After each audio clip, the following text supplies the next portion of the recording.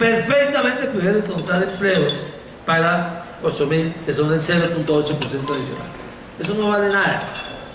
Me dice, pero entonces al que está en la legalidad no tiene empleo y el que está en la ilegalidad le damos empleo.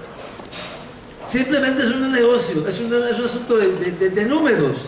Es más barato tenerlo empleado que salir a perseguirlo si se vuelve delincuente de uno. Es un asunto de simple economía del ABC. Yo entonces planteo que la experiencia lo que nos enseña es que la revolución es el empleo.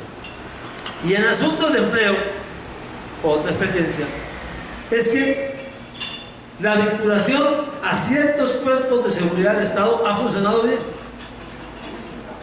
En la época de la final de la violencia liberal conservadora se creó una cosa que se llamaba el DAS rural en los llanos, y la gente del DAS rural funcionó bien. Y en el caso nuestro, casi el 15% de los miembros del M-19 que dejaron las armas fueron incorporados al Departamento Administrativo de Seguridad como agentes escoltas. Algunos de ellos, dos, fueron escoltas del gobernador de Antioquia, Álvaro Uribe Vélez, y les cuidaron bastante bien. De manera que eso, no estuvieron metidos en el tema de las cruzadas, no se metieron en líos de ninguna naturaleza. Hoy, todos ellos, los que todavía están ahí, que son la mayoría, son parte de la Unidad Nacional de Protección y funcionó bastante bien. Son el 90% por lo menos ya han sido funcionarios ejemplares y ya están llegando a la edad de jubilación. Entonces, que puedan incorporarse a ciertos cuerpos de seguridad, digamos, para no entrar en discusión sobre a cuáles sí y a cuáles no, funciona y ha funcionado no solamente en la experiencia de los últimos 25 años, sino también en otros momentos de la historia de Colombia. El perdón y la reconciliación son posibles. Claro que sí. Estamos llenos de ejemplos de eso en estos procesos. El más simbólico de todos los casos de reconciliación y de perdón. El M-19 en 1988, en una decisión que tomaron aquí los compañeros que estaban en el país, secuestró a Álvaro Gómez Hurtado. Y en 1991, Álvaro Gómez Hurtado y Antonio Navarro le dieron el sello de trabajo consensual a la Asamblea Nacional Constituyente de 1991. En una reunión, en una casa que nos prestó, creo que el doctor Melo Guevara, una tarde charlamos el doctor Gómez y yo en solitario, y al final de esa reunión estábamos absolutamente de acuerdo de cómo iba a funcionar la Asamblea Constituyente. Se creó la presidencia colegiada y se le dio todo el espíritu de trabajo consensual a la Asamblea Constituyente. Entonces, esa es una demostración de que la reconciliación sí es posible, y el trabajo conjunto de los antiguos contrincantes aún, con hechos graves entre uno y otro, es posible. Para no hablar de tantos otros casos del actual ministro de Justicia, hijo de uno de los magistrados muertos en el Palacio de Justicia. O para no poner un ejemplo personal, a mi oficina fue un sargento del ejército, en el periodo anterior en que fui senador, a decirme que él había participado en el atentado que me hicieron a mí, siendo miembro orgánico de una unidad militar que se llamaba el Batallón Charles Solano, y que él quería servir de testigo para que yo acusara a los oficiales que, según él, le habían dado las órdenes para lanzarme la granada. Que, para los que no saben, a mí me tiraron una granada en 1985, no en medio de un combate, sino cuando yo era cabeza de un equipo negociador del M-19 en un intento de paz que no salió bien con el gobierno de Belisario Betancourt. O sea, fue un atentado cuando yo estaba sentado en una cafetería desayunando en la ciudad de Cali. Y entonces el señor fue a decirme que él tenía esa... Yo dije, bueno, sargento, ¿usted por qué viene con esa historia a estas alturas de la vida? ¿Qué le pasa? Porque es que yo estoy aguantando hambre, me faltaron 6 meses para pensionarme, me sacaron del ejército y estoy resentido. Dije, mire, me da pena, pero yo no voy a... Le agradezco mucho que haya venido, le agradezco mucho lo que me dijo, no sé si será verdad o no, no importa, pero yo no voy a mover un dedo en la dirección que usted me está proponiendo. Porque yo he llegado a la convicción de que si no pasamos la hoja, esta guerra no termina nunca. Y a mí no me va a crecer la pierna porque usted me sirva de testigo y listo, esto ya pasó. El perdón es posible. Es una decisión individual, pero estamos llenos, a lo largo de estos 25 años, llenos de ejemplos como este. Y yo ponía el mío para decir que sí se puede y sí se debe perdonar. Es más, he encontrado que entre quienes fuimos combatientes es mucho más fácil entenderse que cuando hay víctimas que no son directamente entre combatientes. Otra anécdota. Llegué yo a la alcaldía de Pasto en 1994 o 95, 94. Y me llamó el comandante del batallón Boyacá y me dijo, ¿usted se acuerda dónde queda Cerro Gordo? Y dije, pues claro, ahí nos tuvimos a tiros con el ejército un día que nos hicieron comer tierra ahí. Pues yo estaba en Cerro Gordo y yo fui a los que les hizo comer tierra. Y nos volvimos amiguísimos del señor. Y trabajamos juntos en Pasto de él desde el batallón y yo desde la alcaldía. Es más complicado cuando la población afectada por el conflicto no es población que tomó la decisión de ser parte del conflicto, sino que de manera, digamos, para decirlo de un modo no directa, sino derivada, termina siendo parte del conflicto. Pero aún en esos casos estamos llenos de ejemplos de que el perdón, que es una decisión personal, y la reconciliación son posibles. Yo diría que son absolutamente necesarios para avanzar. Pero eso es posible y estamos llenos de ejemplos que así sea. Otras experiencias. Hay la tesis de que si no se imponen fuertes penas, se está mandando el mensaje de que el delito paga. Es más, hay algunos analistas, gente importante, seria, inteligente, que están diciendo que la paz que se firmó con el M-19, con el PRT, con el Fintinam, en esas paces de ese periodo, al haber dado perdones judiciales generosos a los participantes, a los guerrilleros, a los desguerrilleros, fue lo que hizo que las FARC tomara la decisión de hacer todas las barbaridades que ha hecho después, porque sabía que después les iban a perdonar también a ellos. Hasta ahí se llega en ese tipo de análisis que a mí me parece absolutamente, digamos, alucinado y histórico. Pero si miramos la historia de estos 25 años,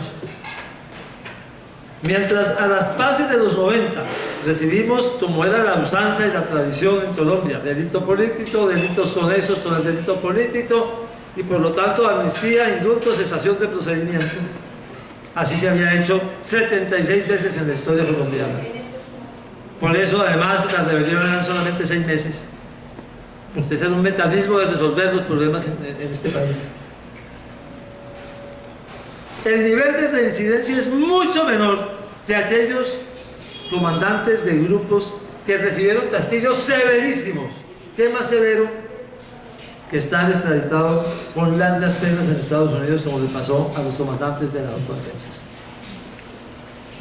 Entonces, claro, son situaciones distintas, no son comparables. Simplemente menciono que el castigo severo no implica automáticamente el mensaje de que el delito no paga y que la historia, en situaciones obviamente complejas y que tienen explicaciones muy diversas, señala que en estos 25 años que la reincidencia ha sido mucho menor que en el caso en que no ha habido. No significa que ese sea el camino, pero ha sido mucho menor en casos de castigos, no fue, digamos, bastante menos severos que, porque hubo de todas maneras en el proceso del M-19 y del EPN gente que quedó presa. En aquel momento se definió que había un grupo de delitos que se llamaban delitos atroces para los que estaban condenados y esos siguieron presos. O sea, hubo excepciones. Pero, digamos, las cabezas de los grupos recibieron un tipo de tratamiento jurídico que les permitió participar en política. Y viene a un punto otra lección. Un proceso de paz en el post-conflicto va a tener momentos muy complicados, que a veces son imposibles de predecir.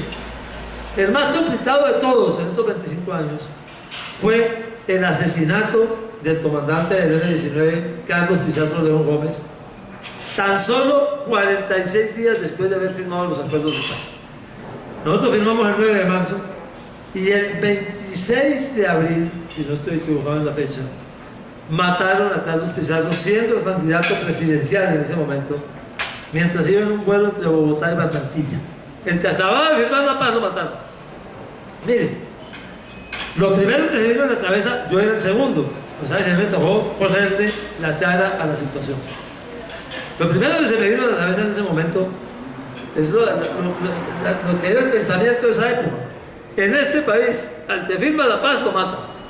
Así había sido con Guadalupe Salcedo, comandante de la guerrilla liberal del Llano.